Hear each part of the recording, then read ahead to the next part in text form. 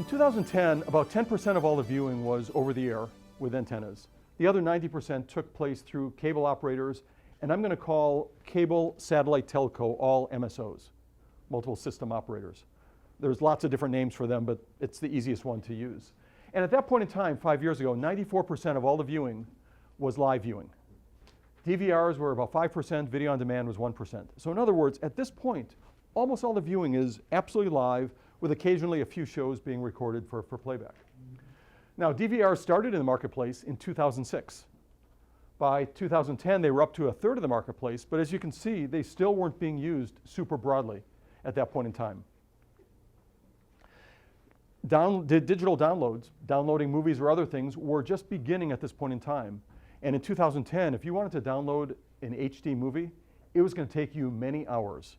Most people I know, myself included, would start a download one night, and in the morning, hopefully it would be done, and it wouldn't have timed out, or the buffering blew out, or something else of the sort. So it was a frustrating experience to download them, and it wasn't easy to come up with ways to use them, because tablets only started May 4th, 2010, when the iPad came out, and only 3% of adults had iPads or had tablets by the end of 2010. So still a very nascent industry, and most of the viewing was taking place on laptops or TVs if you were trying to do that sort of viewing.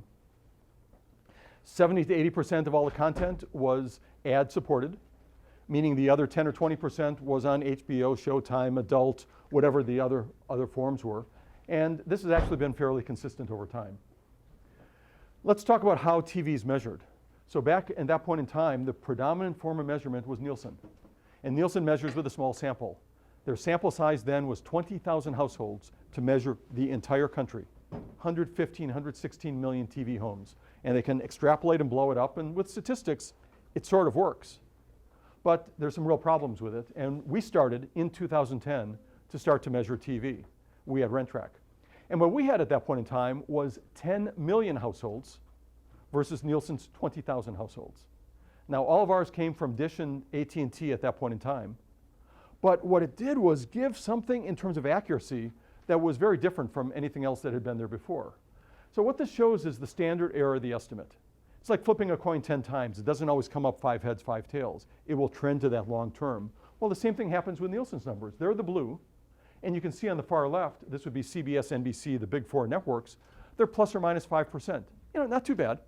They designed their system to work really well for the biggest networks who pay them the most money. But then take a look at network 100 in the middle, the vertical line, plus or minus 35%. This is not much better than random. And think of it this way, that network has a 1/10 of 1% rating. That's 20 households out of the entire country watching it at any point in time. It doesn't take much for one household to go outside and play ball, go to the mall, turn off the TV, change channels, whatever that is, and you're going to get a lot of variation as a result of that because there just aren't enough numbers there. Our numbers are the green. Very stable. We're within 1 or 2% of the true number because the numbers are so large. Even with those things happening, it still works out okay. Why this is important is 2 factors. One is a lot of these shows get really lousy measurements from a sample, from a small sample. And these shows beyond network 100 don't get measured at all because Nielsen can't measure them. The sample size is too small to have any ratings at all. If they want ratings, they've got to use Rentrak ratings once you get beyond network 100. And for 1 to 100, you can use either, both, whichever way you want to do it. The same characteristics hold for local stations. In most markets, Nielsen has 400 to 600 households. In Dallas, as an example, top 10 market, they have 600. We have 175,000 households.